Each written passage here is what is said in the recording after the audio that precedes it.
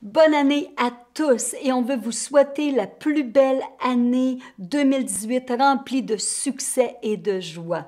Et quelle année 2018 qui s'en vient vers nous. Alors, c'est une année qui a beaucoup de potentiel, mais aussi des défis. Et je veux vous donner des conseils pour savoir, mais comment on va faire pour être capable de piloter comme il faut pendant l'année. Alors, vous savez, on a tous une carte astrologique à cause de notre heure de naissance. Alors, 2018 a aussi sa carte. Alors, on l'a fait à minuit le 1er janvier 2018. Et voilà. Alors, c'est un ascendant vierge et on sait que les vierges, c'est le signe de perfection. Alors, cette année, on veut se perfectionner. On veut donner le meilleur de nous. Mais en même temps, même si on a des grands idéaux qu'on veut atteindre, alors il ne faut pas être trop dur sur nous. Si on ne les a pas atteints, ne pas être trop critique et ne pas être trop critique sur les autres non plus. Mais il y a encore mieux. Parce que l'ascendant vierge fait ce qu'on appelle un yoga karaka. Et qu'est-ce que c'est? Je ne vais pas vous expliquer tout en astrologie, mais ça vient augmenter deux maisons très spéciales dans la carte. Alors, la première maison va être encore plus forte et la première maison, c'est notre look, notre apparence, mais c'est aussi notre santé, c'est notre corps physique. Alors, on veut être sûr qu'on va rester en forme, qu'on va rester en shape. Alors, prenez des disciplines pour prendre soin de votre corps physique. Prenez aussi des disciplines au niveau de la spiritualité, soit d'apprendre à méditer, à relaxer.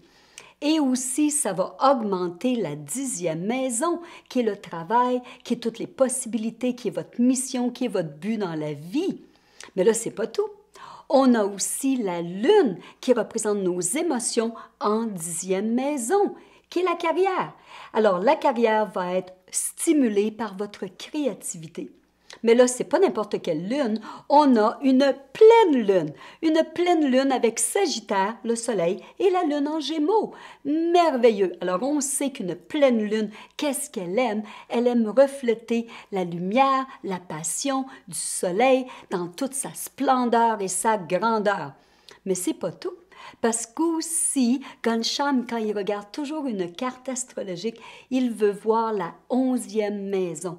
Parce que c'est la maison des gains, qui veut dire, mais on va être heureux comment? Puis qu'est-ce qui va nous donner des gains cette année? Alors, Cancer, qui est la 11e maison, la Lune est en 10e. Alors, encore une fois, on peut atteindre des grands sommets et beaucoup de chances et d'opportunités à cause de notre travail, à cause de notre créativité au travail. Wow!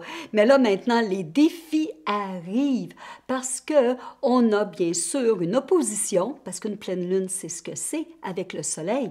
Et le Soleil est en 4e maison. Alors la Lune est dans la vie publique et le Soleil est dans notre maison privée. Parce que la 4e maison, c'est notre moment, c'est notre chez nous, c'est là qu'on relaxe, c'est là qu'on enlève les souliers, le make-up et on est bien avec notre partenaire, avec nos animaux domestiques, avec nos enfants. C'est là qu'on récupère et on recharge les batteries. Alors, la 4e maison, qui est notre chez nous, ou nos propriétés, ou notre terrain, ou nos racines. Alors, on a en ce moment beaucoup de planètes qui sont là. On a le Soleil en Sagittaire, on a Saturne en Sagittaire, on a Pluton qui est une bombe en Sagittaire, avec Vénus. Alors, tout ce beau monde crée une tornade dans notre maison, dans notre chez nous. Alors, même si vous êtes tout seul, puis vous ouvrez votre ordinateur, alors soit qu'il y a plein d'emails qui vont rentrer ou plein de nouvelles, pas toujours bien ou positives, qui vont nous affecter. Alors, comment on va faire pour rester calme, pour récupérer chez nous quand il y a tant de planètes qui sont là? Alors, c'est sûr, le test, c'est de ne pas être agité, pas prendre des décisions trop émotives parce que vous allez peut-être le regretter, pas non plus faire la morale à tout le monde dans la maison non plus parce qu'on veut que ça soit confortable.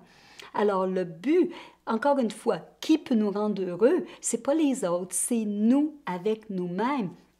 Alors, on va être testé à dire, OK, est-ce que je suis heureuse? Est-ce que je peux dépendre de mon bonheur? Parce que ma quatrième maison, c'est aussi mon cœur physique, mon cœur émotif, et j'ai besoin de le rendre solide et calme et bien et stable. Parce qu'imaginez, si le cerf-volant veut partir avec tout le succès de la 10e maison, il faut que je retienne la corde dans la 4e pour être sûr que mes racines restent solides. Alors, c'est un peu comme un pilote qui est en train de voler avec son avion à travers toutes les turbulences et tout à coup, il reçoit un téléphone de son épouse qui est fâchée avec lui. Oh! Alors, imaginez si tout à coup, il retourne, il veut revenir à la maison. Il ne peut pas faire ça. Il faut qu'il garde son focus sur ses responsabilités, sur qu'est-ce qu'il a besoin de faire. Alors, c'est ce qui va nous arriver à nous aussi. Pas en même temps, ne pas dépendre de qui que ce soit d'autre que nous et donner un bon exemple nous-mêmes. Alors, ma résolution cette année, parce que n'oubliez pas, hein, avez-vous votre résolution de l'année passée? La mienne, je l'ai. Je voulais devenir une chirologue heureuse avec vous tous les mercredis. On l'a fait.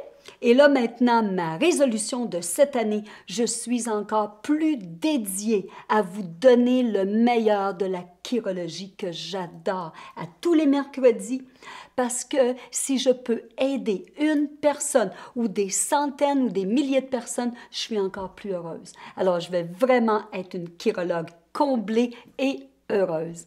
Alors, bonne année 2018 et on se voit la semaine prochaine. Bye!